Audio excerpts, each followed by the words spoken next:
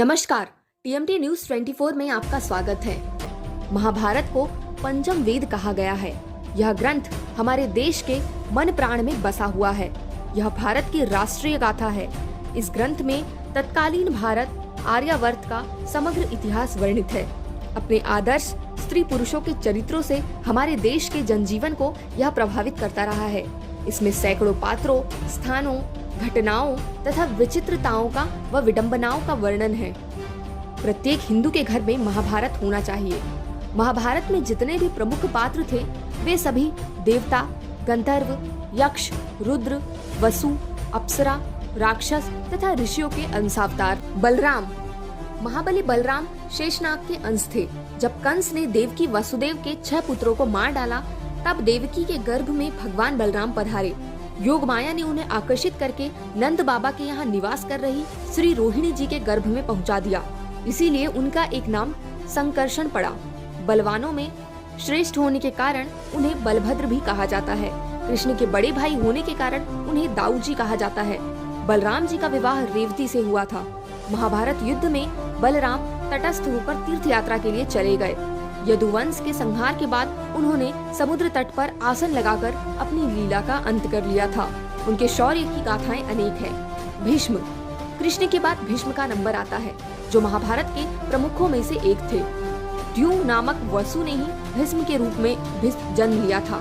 वशिष्ठ ऋषि के शाप व इंद्र की आज्ञा से 8 वसुओं को शांतनु गंगा से उत्पन्न होना पड़ा। 7 को तो गंगा ने नदी में बहा दिया, जबकि 8वें वसु द्यू जिंदा रह गए। वही भीष्म थे, जिनका प्रारंभिक नाम देवव्रत था। द्रोणाचार्य, भीष्म के बाद द्रोणाचार्य को सबसे अहम माना जाता है। देवगुरु बृहस्पति ने ही द्रोणाचार्य के रूप में जन्म लिया था। अश्वत्थामा, उपरोक्त के बाद अश्वत्थामा सबसे अहम है। गुरु द्रोणाचार्य के पुत्र थे अश्वत्थामा।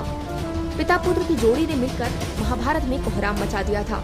अश्वत्थामा को महादेव, यम, काल और क्रोध के सम्मिलित अंश से उत्पन्न किया गया था। कर्ण, देवताओं में सबसे प्रमुख सूर्य देव के पुत्र थे कर्ण। कर्ण सूर्य के अंशावतार थे। कर्ण के बारे में सभी जानते हैं कि वे सूर्य कुंती पुत्र थे।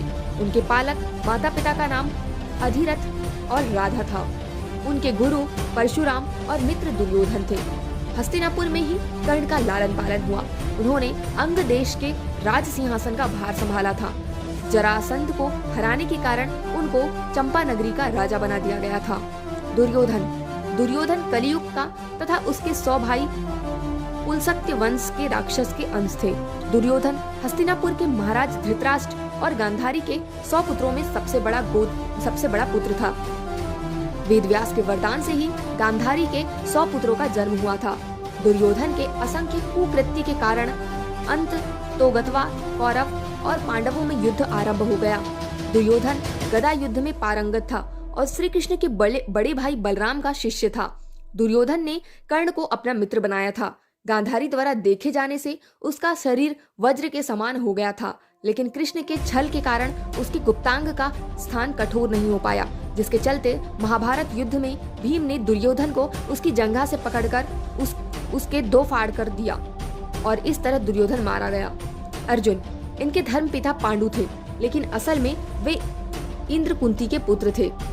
देवराज इंद्र ने अर्जुन को बचाने के लिए कर्ण के कवच और कुंडल उनसे छल द्वारा छीन लिए थे। देवराज इंद्र एक ब्राह्मण के वेश में पहुंच गए कर्ण के द्वार और उनसे दान मांग लिया। भीम को पवन पुत्र कहा जाता है। हनुमान जी भी पवन पुत्र ही थे। कहते हैं कि भीम में 10,000 हाथियों का बल था। भीम ने बलराम से गदा युद्ध सीखा था। भीम ने ही दुर्योधन और दुशासन सहित गांधारी के 100 पुत्रों को मारा था। द्रौपदी के अलावा भीम की पत्नी का नाम हिडिंबा था, जिससे भीम का परमवीर पुत्र घटोत्कच पैदा हुआ था। घटोत्कच ने ही इंद्र द्वारा कर्ण को दी गई अमोघ शक्ति को अपने ऊपर चलवाकर अर्जुन के प्राणों की रक्षा की थी। युधिष्ठिर धर्मराज कुंती के पुत्र थे। युधिष्ठिर के धर्मपिता पांडु थे और वे 5 पांडवों में सबसे बड़े भाई थे। वे सत्यवादिता एवं धार्मिक आचरण के लिए विख्यात थे। अनेकानेक धर्म संबंधी प्रश्न एवं उनके उत्तर युधिष्ठिर के मुख से महाभारत में कहलाए गए थे। उनके पिता धर्मराज ने यक्ष बनकर सरोवर पर उनकी परीक्षा भी ली थी। द्रौपदी के अलावा उनकी देविका नामक एक और पत्नी थी। द्रौपदी से प्रतिविंध्य और देविका से धौदेय नामक उनके 2 पुत्र थे। ये सशरीर स्वर्गारोहण कर गए थे। नकुल व सहदेव ये 33 देवताओं में से 2 अश्विनी कुमारों के अंश से उत्पन्न हुए थे। ये 2 अश्विनी कुमार थे नाशत्य और दस्त्र। सहदेव त्रिकालदर्शी था। उसने महाभारत युद्ध के होने और इसके परिणाम की घटनाओं को पहले से ही जान लिया था, लेकिन श्री कृष्ण ने उसे इस घटना को किसी को भी बताने से इनकार कर दिया था। कृपाचार्य रुद्र के एक गण ने कृपाचार्य के रूप में अवतार लिया। शकुनी द्वापर युग के अंश से शकुनी का जन्म हुआ। धृतराष्ट्र और पांडु अरिष्टा के पुत्र हंस नामक गंधर्व धृतराष्ट्र तथा उसका छोटा भाई पांडु के रूप में जन्मे। विदुर सूर्य के अंश धर्म ही विदुर के नाम से प्रसिद्ध हुए। कुंती माद्री कुंती और माद्री के रूप में सिद्धि और धृतिका का जन्म हुआ था। गांधारी मति का जन्म राजा सुबल की पुत्री गांधारी के रूप में हुआ था।